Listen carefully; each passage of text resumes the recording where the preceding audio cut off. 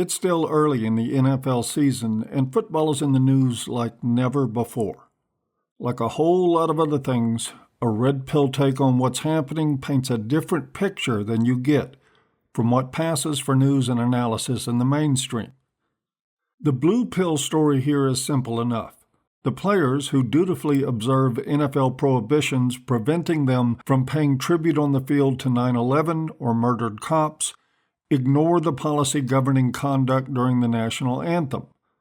Allowed and encouraged by NFL owners, players, and coaches are taking a knee during the Star-Spangled Banner to protest racial injustice, or locking arms in symbolic defiance against a president who called them sons of bitches for protesting that way in the first place. Now, the mainstream breaks this pissing match down to two possible narratives.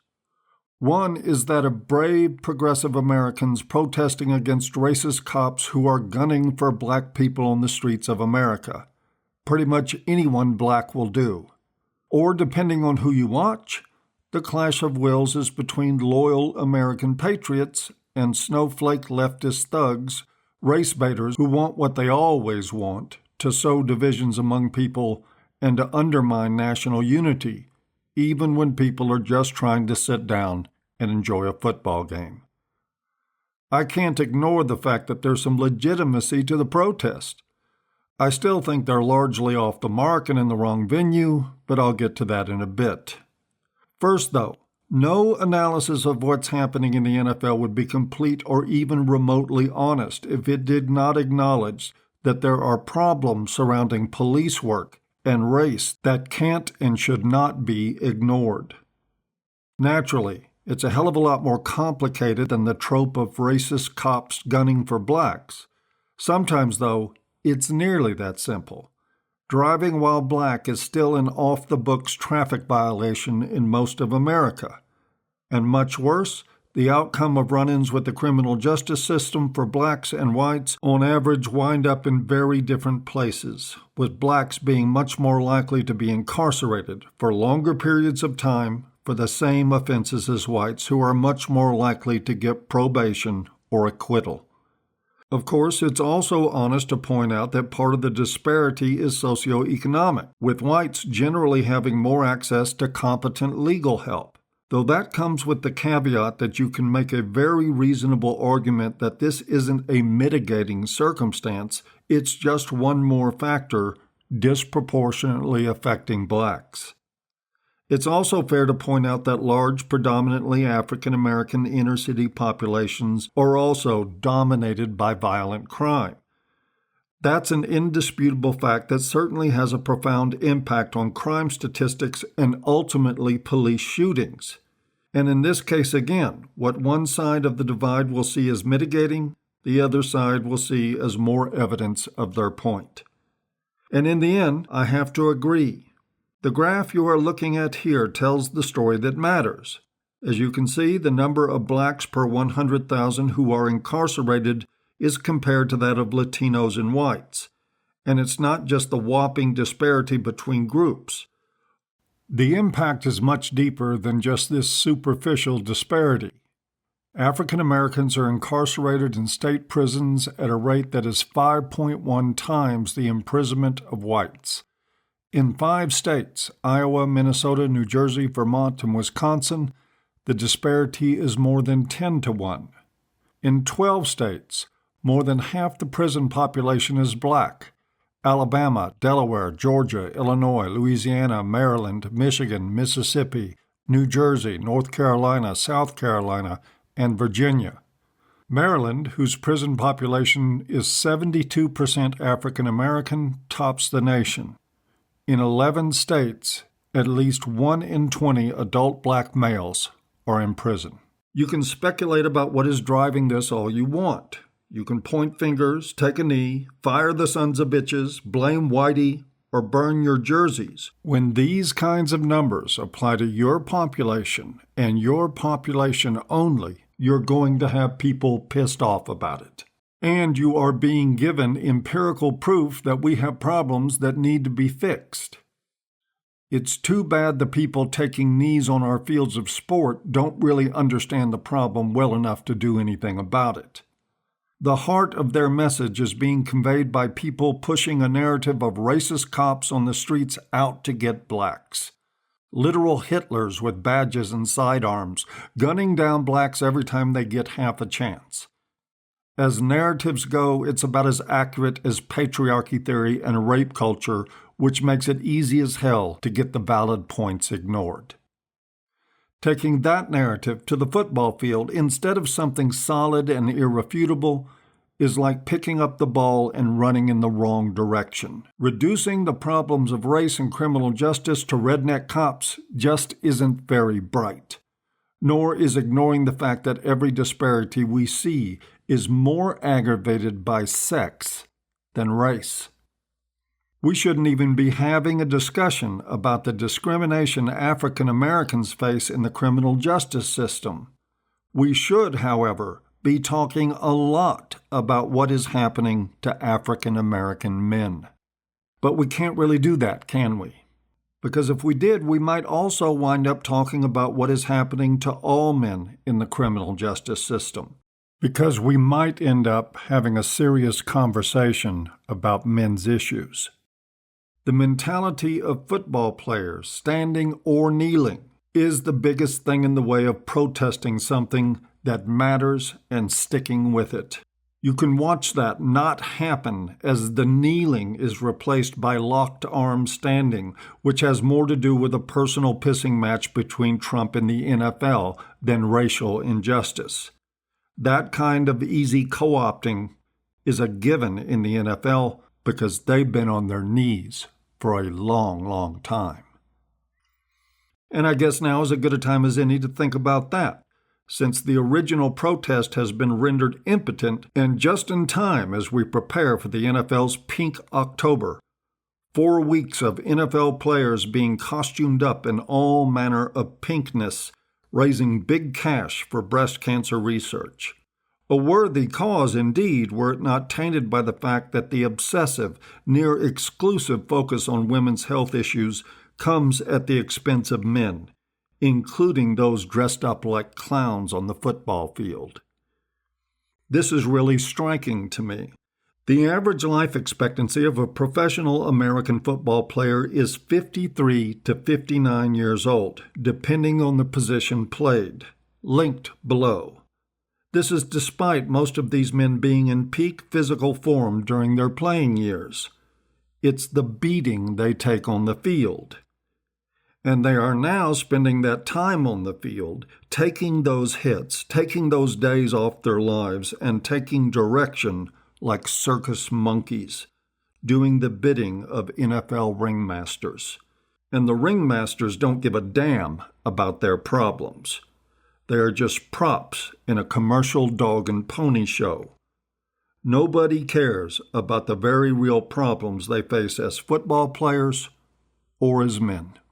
They don't even need to bother campaigning for prostate cancer. Most of them won't live long enough to get it. But they will live long enough to help the NFL in their phony jihad against domestic violence. There's a lot of opportunity to do that in the NFL, where every month is Domestic Violence Month. They are even using the Holy Crusade to take their own players to task. Here's the announcement of the NFL's newly invigorated efforts to identify and punish players committing domestic offenses. Linked below is the article it came from that in part reads as follows. NFL Commissioner Roger Godell had announced a new league policy.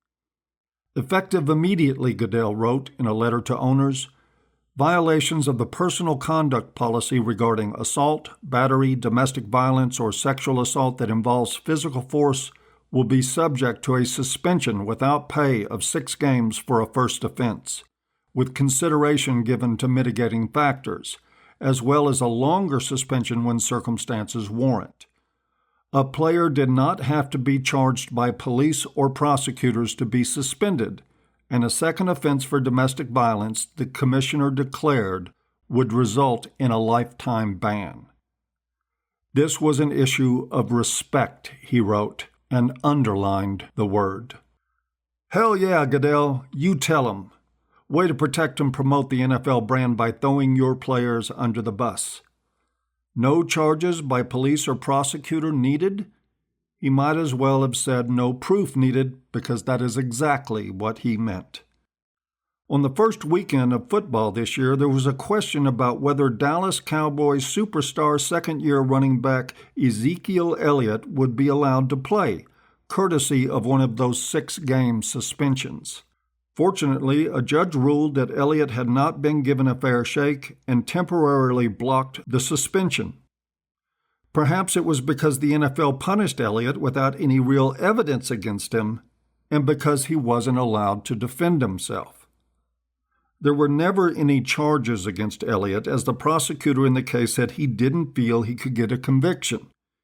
That may be because the supposed victim had been caught dead to rights in making at least one false report to the police on Elliot. Maybe it was because there was no other physical evidence against him. Or maybe it was the fact that Elliot was not allowed to face and question his accuser in the NFL's kangaroo court. You want to take a knee over black men getting screwed over by the system? There's one for you. Screwed over by the same people kneeling next to him. The modern NFL, the pink-clad, ribbon-wearing pinnacle of professional sports, is one of the new homes of commercialized social justice enforcement. Their branding and marketing efforts now include star chambers modeled after so-called college honor courts, the home of Title IX witch hunts. Careers will be drawn and quartered in the public square, and lives already cut short by the game itself will be laid to ruin. They are making human sacrifices as a promotional gimmick. Excuse me if in response to the latest virtue signaling in the NFL about racism, I choose to busy myself not giving a fuck. Let me know when they quit mandating pink accessories and running persecution for profit scams. Maybe the NFL could do something about CTE, or chronic traumatic encephalopathy, a diagnosis created by football. This degenerative brain disease is estimated to eventually affect over 90% of professional football players. It leads many of them to suicide and many more to outbursts of violent behavior, not to mention the nightmarish agony of losing your mind. All indications are that the incidence of CTE is getting greater as time goes by. All this is linked below. The NFL, of course, is directing public attention away from it by demonizing CTE victims before they even develop the disease. I have to wonder how much domestic violence, that which is actually happening, in the NFL has its roots in the profit made from these men, most of them black, bashing each other's heads in. Mind you, I don't have any qualms about men of any color choosing the warrior path like that in professional football. In fact, I'm a big admirer of the game. I have been my whole life. It's a spectacle of grace and precision, perfectly balanced with brute force.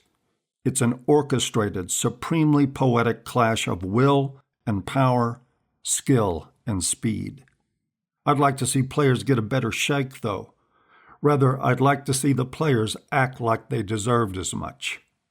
That includes educating them about precisely what price they can expect to pay for playing the game from the time we start pushing them into it in schools.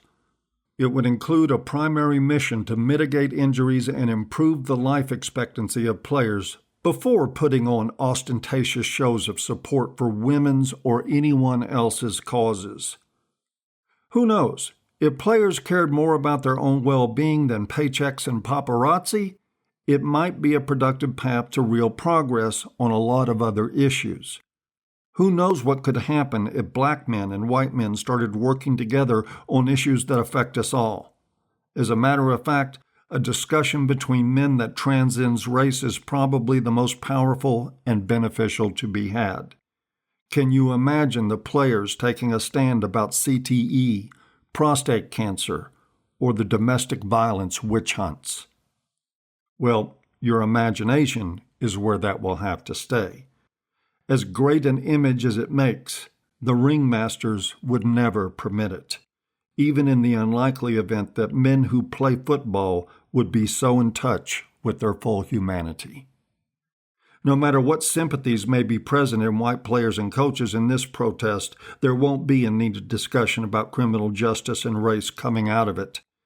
Now it's just an NFL versus Trump spectacle broadcast like bad reality TV all over the world. What else is new? And I don't begrudge the players any of this, even though I'm sorely familiar with the theme. Young, disposable men tearing each other to bits for a roaring crowd, young, hot girls on the sidelines with pom-poms cheering them on. The promise of glory and riches paving the way to an early grave. The metaphors, like the ways to practice self-deception, are endless. Perhaps the story will always end the same way. If a man is willing to pay the price, though, he has every right to it, and everyone has the right to lionize him if they want. I certainly hold these men in high esteem in my own way.